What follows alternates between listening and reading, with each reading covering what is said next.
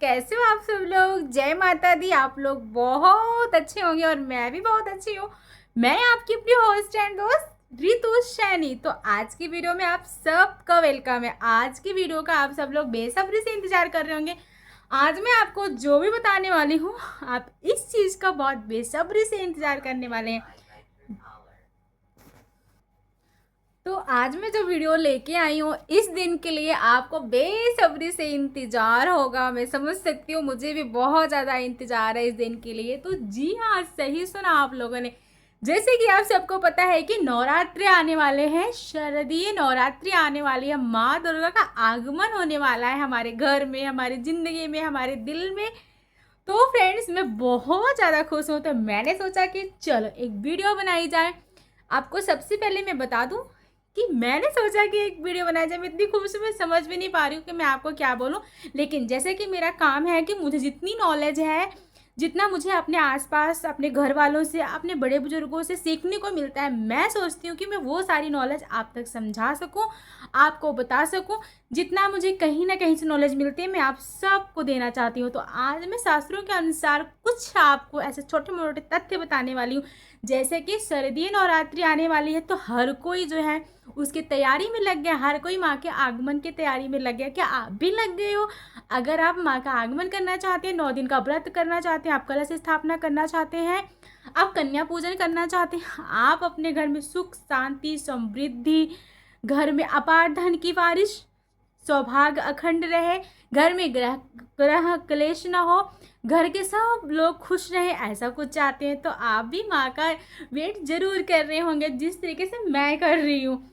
तो चलिए आज मैं आपको 9 दिन नवरात्रि, जो शारदीय नवरात्रि आने वाली है, उसकी पूजा विधि विस्तार पूर्वक बताऊंगी। जो लोग न्यू हैं, जो पूजा करना चाहते हैं लेकिन उनको पता नहीं है, तो बहुत सारी वीडियो लोग बढ़ा चढ़ा के उलझा के बोलते हैं। बहुत सारे लोग कहते हैं इसमें तो बहुत सारा वो है, मैं नहीं कर पाऊंगा, हमसे नहीं बनेगा। तो आज मैं आपको सिंपल तरीके से बताऊंगी। यथाशक्ति तथा भक्ति, ये हमेशा से कहा गया है कि जितना आपसे बन पड़े आप उतना करो, लेकिन हाँ उतना ज़रूर करो जितना कि आपको करना चाहिए। हर चीज़ में दिखावा ज़रूरी नहीं है, सिंपल सोबर तरीके से भी चीज़ें हो सकती हैं। तो मेरा मानना है दिखावा नहीं ज़रूरी है, भक्ति के कामों में दिखावा ज़रूरी नहीं है। भक्ति के कामों में तो मन तन धन अर्पित कर दो, वही बहुत है। अगर आपके पास पुष्प नहीं है, अगर आपके पास व्यंजन नहीं है, आपके पास कुछ भी नहीं है, आप अपने तन मन धन से अगर अपने अंतर आत्मा से भगवान को कुछ भी भेंट करते हैं तो वो भी स्वीकार है। तो चलिए ज़्यादा बातें न करते हुए आज मैं आपको बताने वाली हूँ। जैसे कि सबको पता है कि शारदीय नवरात्रि आ गई है और इन 9 दिन इस बार नवरात्रि 9 दिन की है। और ये 9 दिन इतने पवित्र होते हैं, एकदम गंगा जल की तरह शुद्ध और पवित्र होती हैं ये 9 दिन हमारे लिए। जो इंसान, अगर घर में कोई इंसान जो है थोड़ा सा दुखी उदास ऐसा भी रहता है, लेकिन अगर वो 9 दिन नवरात्रि में माँ का पूजा करता है तो उसके मन खुश रहता है, वो भी दिल से आत्मा से खुश रहता है। अगर माँ की भक्ति कोई 9 दिन तहे दिल से करता है तो सबसे पहले मैं आपको बता दूं कि इस बार नवरात्रि, हर बार नवरात्रि में, इस बार नवरात्रि में, शारदीय नवरात्रि में माता रानी हाथी पर सवार होकर आ रही हैं। तो इस शारदीय नवरात्रि 2025 माता रानी तो माता रानी इस नवरात्रि हाथी पर सवार होके आने वाली है। हाथी पर सवार होके आ रही है। हाथी पर सवार होके आने का मतलब है कि घर में सुख समृद्धि आने वाली है, घर में सुख शांति आने वाली है। तो फ्रेंड्स, आप लोग माँ के आगमन की तैयारी कर लीजिए तन मन धन से। 9 दिन नवरात्रि में माँ की पूजा अर्चना जरूर करें, जरूर करें। मैं तो यही कहूँगी। अगर आप हिंदू धर्म के हैं, आप भी हिंदू हैं, आप भगवान को मानते हैं, आपकी भगवान में आस्था है, तो प्लीज़ आप इस 9 दिन नवरात्रि में माँ की पूजा अर्चना जरूर करें। तो इस बार नवरात्रि लग रही है 22 सितंबर को। 22 सितंबर से लेके 1 अक्टूबर तक नवरात्रि हैं।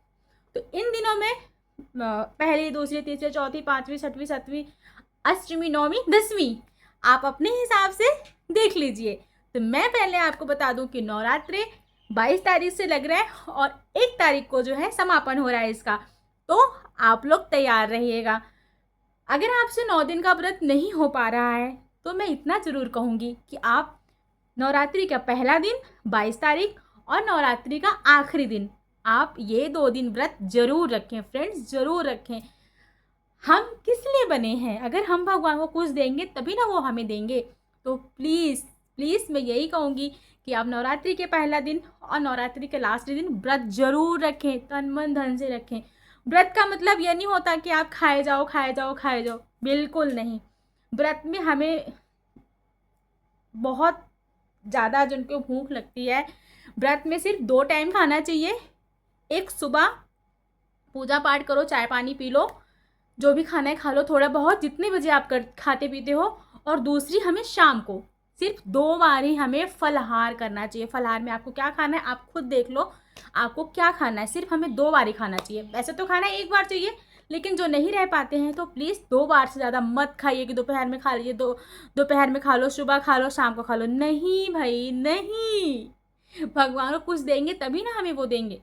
घोर पाप लगेगा अगर आप पूरा दिन खाते रहेंगे। तो बिल्कुल ना खाएं कि हम तो फल खा रहे हैं, हम तो चाय पी रहे हैं, हम तो ये करें। नहीं नहीं नहीं, बिल्कुल नहीं, थोड़ा थोड़ा ही खाइए, सुबह शाम ही खाइए। तो ये हो गई खाने की बात।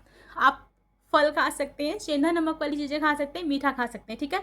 अब क्या खाना है आप देख लो, मैं ये नहीं बताऊंगी। चलिए अब स्टार्ट करते हैं माँ के आगमन कैसे करना है। तो देखो फ्रेंड्स, 22 सितंबर को माँ का आगमन हो रहा है। जो 9 दिन का व्रत रखते हैं वो 9 दिन का व्रत रखेंगे। कलश स्थापना का समय जो है सुबह 6 बजे से लेके 8 बजे के अंदर अंदर आपको अपनी कलश स्थापना कर लेनी है, ठीक है। 6 बजे से लेके 8 बजे के बीच में आपको अपनी कलश स्थापना कर लेनी है। बहुत शुभ मुहूर्त है ये कलश स्थापना करने की। माँ की, अगर आप माँ की प्रतिमा रख रहे हैं तो फ्रेंड्स सबसे मेन बात मैं आपको बता दूं, माँ की प्रतिमा को पेपर पे बिछा के नहीं रखना है। वैसे माँ की चौकी लगानी है, लकड़ की चौकी है, उस पर रेड कलर का ही कपड़ा बिछाएं। ग्रीन येलो कोई कपड़ा नहीं आपको बिछाना है।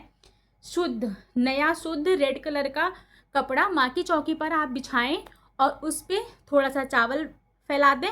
फिर माँ को बैठाएं माँ का आसन में, एकदम सिंपल वे में तन मन धन अर्पित करके पूजा करना बता रही हूँ, बहुत शो ऑफ नहीं, ठीक है।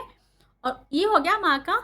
पहले तो आपको क्या करना है, अपनी चौकी को गंगा जल से छिड़कना है, गंगा जल से शुद्ध करना है। आपको अपने मंदिर को, अपनी चौकी को जहाँ पे माँ के बैठाने वाले हो, गंगा जल से उसको शुद्ध करो। उसके बाद उस पर साफ लाल कपड़ा बिछा देना है। जहाँ भी माँ को आपको स्थापित करना है वहाँ पे चावल बिछा देना है और फिर माँ को उसके ऊपर रख देना है, ठीक है। और हाँ, आपको कलश स्थापना करना है फ्रेंड्स। तो आपको एक मिट्टी का पात्र लेना है इतना बड़ा सा, उस पर आपको मिट्टी डाल देना है, उसमें आपको जौ बो देना है, जौ डाल देना है। फिर उसके ऊपर आपको पानी का छिड़काव दे देना है। फिर थोड़ी सी ऊपर से मिट्टी परत में लगा देना है। फिर आपको मिट्टी का कलश अगर आप रखते हैं तो देख लीजिए मिट्टी का रखिए, और पीतल का रखते हैं तो पीतल का रखिए, नहीं है तो आप स्टील का सिंपल एक अच्छा सा लोटा, गड़वी, जो भी आपके यहाँ बोलते होंगे वो ले लीजिए। उसमें आप जो है पान, सुपारी, अक्षत, ये पैसे, हल्दी, ये सब डाल दो, दूर्वा, गंगा जल, ये सब डाल के आम के पत्ते लेने हैं आपको, जिसमें 5 पत्ता हो, जिसमें 7 पत्ता हो, जिसमें 11 पत्ते हो, ऐसी टहनी लेनी है आपको। उसके अंदर आपको आम को टहली रख देनी है। और हाँ, आपको नारियल हम जटे वाला लेना, जिसमें जटा हो, सूखा नारियल नहीं, ऐसे ऊपर से जटा टूटा हुआ नहीं, अच्छा नहीं होता, ये बढ़िया नहीं है, इससे माँ प्रसन्न नहीं होगी। जटा वाला नारियल, पानी वाला नारियल और चुन्नी आपको कलश के ऊपर रख देना है। कलश में आपको स्वास्तिक वगैरह बना देना है अपने हिसाब से। ये सब तो आप कर ही सकते हो, मैं मेन पॉइंट आपको बता रही हूँ, ठीक है। इतना आपको कर लेना है। और फिर वो जो जौ का पात्र था उसके अंदर आपको अपने कलश की स्थापना कर देनी है, ठीक है। ये हो गया कलश की स्थापना। उसके बाद आपको अखंड ज्योति जलानी है, सुबह से लेके शाम तक पूरे 9 दिन अखंड ज्योति आपको 9 दिन जलानी है। माँ की ज्योति बुझनी नहीं चाहिए, जिससे बहुत माँ रुष्ट होती है, बहुत गलत संकेत होता है, ऐसा नहीं करना चाहिए। चलो बाई चांस बुझ गई वो अलग बात है, लेकिन आपको पूरी कोशिश करनी है कि जो आपने माँ की अखंड ज्योति जलाई है वो बुझनी नहीं चाहिए। उसमें आप तेल डालते रहें, समय समय पर उसकी देख रेख करते रहें, ठीक है फ्रेंड्स। ये हो गया। माँ की अखंड ज्योति जलानी है, शुद्ध देसी घी के जला सकते हैं तो जलाइए, वरना आप देख लीजिए, आप अपने सुविधा अनुसार आप जो भी तेल यूज़ करते हैं, जो भी यूज़ करते हैं, आप शुद्ध तरीके से माँ की ज्योति को जलाएं। और हाँ, एक बात आपको और बता दूं, माँ की जो पूजा अर्चना करनी है आपको काले कपड़े पहन के बिल्कुल नहीं करनी है। पहले दिन तो बिल्कुल भी नहीं पहनना, वैसे काले कपड़े आपको नहीं पहनने हैं, बढ़िया हरे भरे कलर के कपड़े ही आपको पहनने हैं, लाल पीले इस टाइप के कपड़े आपको पहन के माँ की पूजा करनी है। या फिर आप देख लीजिए, इंटरनेट पे बहुत सारी वीडियो है कि माँ के 9 दिन अलग अलग किस तरीके के कपड़े पहन के माँ की पूजा की जाए, लेकिन लाल और पीला कलर बहुत शुभ होता है, इस कलर में आप माँ की पूजा जरूर करें। ठीक है फ्रेंड्स, ये हो गया माँ की पूजा किस कलर के कपड़े पहन के करें। और हाँ, आपको पान लेना है, पान सुपारी और गौरी गणेश आपको बना के ज़रूर रखना है अपने मंदिर में। और फ्रेंड्स, माँ को पुष्प जरूर अर्पित करें। और गुड़हल का, फ्रेंड्स अगर आप माँ को प्रसन्न करना चाहते हैं तो आप माँ को गुड़हल का फूल ज़रूर चढ़ाएं। गुड़हल का फूल होता है लाल कलर को, अड़हुल का फूल जिसे बोलते हैं, गुड़हल का फूल बोलते हैं, तो माँ को अड़हुल के फूल बहुत प्रसन्न है। फ्रेंड्स, आप माँ को अड़हुल का फूल ज़रूर चढ़ाएं। और आप जो है सुबह और शाम को दुर्गा चालीसा और माँ का पाठ जरूर करें, जिससे आपको बहुत ज़्यादा सुख समृद्धि मिलने वाला है। आपके घर के ग्रह क्लेश मिटने वाले हैं, रोग विकार सब हटने वाले हैं, सारे कष्ट आपके दूर हो जाएंगे। 9 दिन जो माँ की पूजा अर्चना बहुत दिल और मन से करेगा। ठीक है, चलो ये हो गई माँ की पूजा की बात, मैं आपको मोटा मोटा बता रही हूँ। उसके बाद आता है कन्या पूजन की बात। माँ की पूजा में कन्या पूजन का बहुत अहम एक हिस्सा है। माँ के कन्या पूजन जरूर करना चाहिए आपको। कन्या पूजन में आपको कन्या के चरण स्पर्श जरूर करने चाहिए, चरण धोने चाहिए, चरण स्पर्श करने चाहिए, अच्छे अच्छे पकवान खिलाने चाहिए जो बिना लहसुन प्याज के हों। और फिर जब वो जाने लग जाएं तो उनको आप गिफ्ट दो, जिस हिसाब से आप दे सकते हो, चूड़ी कड़े जो भी हो, चुंदरी जो भी बच्चों को पसंद हो, आप अच्छे अच्छे काले पीले नीले काले वगैरह न दें, अच्छे अच्छे रंग बिरंगे गिफ्ट दें। और आप कुछ दक्षिणा भी अर्पित करें, जिससे कि प्रसन्न होकर कन्याएं आपके घर से छोटी छोटी कन्याओं की पूजा करें और जाते समय उनका चरण स्पर्श जरूर करें। ये हो गई कन्या पूजन। तो आपको एक बात और बता दूं, ये जो 9 दिन का नवरात्रि है, इसमें माँ ने 9 रूप ली के 9 दिन महिषासुर का वध किया था, तो इसलिए शारदीय नवरात्रि मनाया जाता है। इसका एक अहम भूमिका है, ये हमारे यहाँ बहुत ज़्यादा मनाया जाता है। ये 9 दिन बहुत पावन होते हैं, जिसमें माँ दुर्गा ने महिषासुर का वध किया था, अलग अलग 9 रूपों में 9 दिन। तो ये सब आप अगर ज़्यादा नॉलेज चाहते हैं तो आप मुझे कमेंट करिएगा, मैं वीडियो बना दूंगी, नहीं तो आप इसकी बहुत सारी वीडियो इंटरनेट पर ऑलरेडी आप देख सकते हैं। तो उसके बाद अब बहुत सारे लोगों का सवाल होता है कि हम पूजा कर रहे हैं, हम कैसे जाने कि माता हमारे पूजा से प्रसन्न है कि नहीं प्रसन्न है, माता हमें हमारे घर आती है कि नहीं आती है। तो देखो फ्रेंड्स, आप तन मन धन से माँ की पूजा करें, माँ आपसे प्रसन्न क्यों नहीं होगी। अगर आप फिर भी जानना चाहते हैं तो मैं आपको कुछ संकेत बता देती हूँ। जैसे कि अगर आप पूजा कर रहे हैं, वैसे हम पूजा करते हैं तो हमारी आंखों में आंसू नहीं आते हैं, लेकिन अगर 9 दिन नवरात्रि में पूजा करते समय हमारे आंखों में आंसू आ जाते हैं, हम रोने लग जाते, तो समझ जाना कि माँ आपकी पूजा से बहुत ज़्यादा प्रसन्न है। या अगर हम पूजा कर रहे हैं, माँ का ध्यान कर रहे हैं और हमारे शरीर अचानक से ऐसे हो जाती, कांप जाती है, कंपन सा महसूस होता है, तो समझ जाना कि आपकी पूजा से माँ बहुत प्रसन्न है। या फिर सपने में आपको माँ के दर्शन होते हैं, समझ जाना आपकी माँ आपकी पूजा से बहुत खुश है। ऐसे बहुत सारे संकेत हैं जिससे आप पता कर सकते हैं कि माँ आपसे बहुत ज़्यादा खुश है, माँ आपके घर आती हैं, आपके पूजे को स्वीकार करती हैं। लेकिन ये तो हो गई बात, ये सब जो कुछ भी मैंने बताया है, शास्त्रों पुराणों जो कुछ मैंने सीखा है आसपास या शास्त्रों पुराणों से, वो सब मैंने आपको बताया। ये मेरा अपना विचार है, आपको अपने विचार से, अपनी श्रद्धा से, अपने स्वभाव से भगवान की पूजा करनी है, माँ की पूजा करनी है। ये तरीके मैंने बताए, कुछ छोटे मोटे तरीके मैंने आपको बताए हैं। आप जिनके जीवन में बहुत ज़्यादा कष्ट है, जो बहुत ज़्यादा दुखी हैं, तो अगर जीवन से निराश पा गए हैं, तो भाई माँ का आगमन हो गया है, माँ हमारे बीच आने वाली है। तो आप अपनी सारी चिंता को माँ को अर्पित कर दो, 9 दिन माँ का सेवा करो, माँ की पूजा अर्चना करो, माँ की सेवा करो, जी जान लगा के माँ आपको अपार धन दौलत इच्छा पूर्ति सब करके जाएंगी।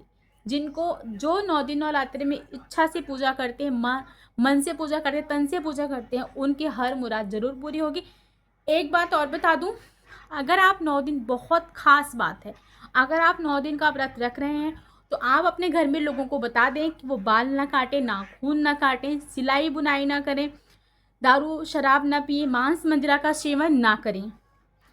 नहीं तो आपकी पूजा का उल्टा ही असर पड़ेगा, फिर कोई फ़ायदा नहीं होने वाला है। आप अपने घर में लोगों को ये चीज़ मना करके रखें।